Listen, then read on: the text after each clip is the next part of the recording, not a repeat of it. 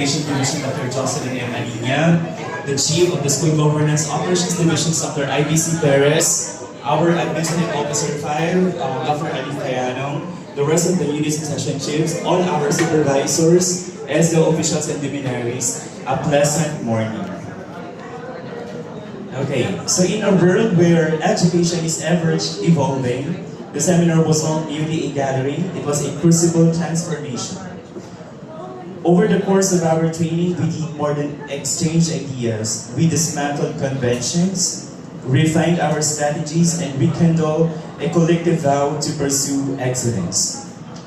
Each moment, whether in dialogue or demonstration, was crafted to empower educators, leaders, and of course our learners as our main beneficiary.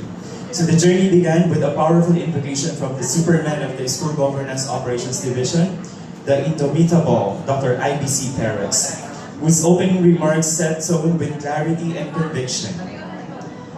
Her statement of purpose was not just a directive, it was a call to rise.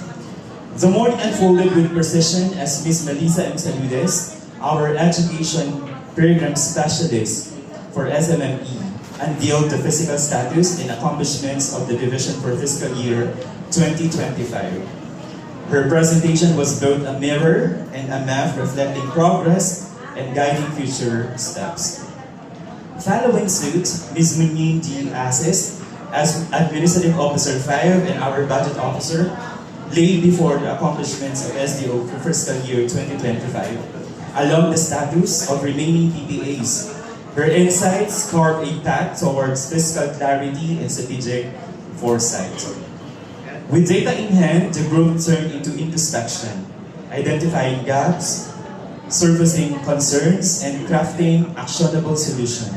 It was a moment of collective courage where honesty met innovation. The afternoon presented into a masterclass of strategic thinking, led once again by the dynamic Chief of the School Governance Operations Division, Dr. IBC Perez. Her facilitations of the strategic planning forums was both rigorous and revelatory, aligning procurement processes with the mandates of the Government Procurement Act. Templates were revisited, plans recalibrated, and visions realigned. The session deepened as Engineer Antonita Pipador, Administrative Officer 4, and our Property Officer, together with Ms. Pauline from the Property Section Unit, illuminated mapping of commonly used supplies and equipment. Using the latest CSE form, their guidance turned complexity into clarity.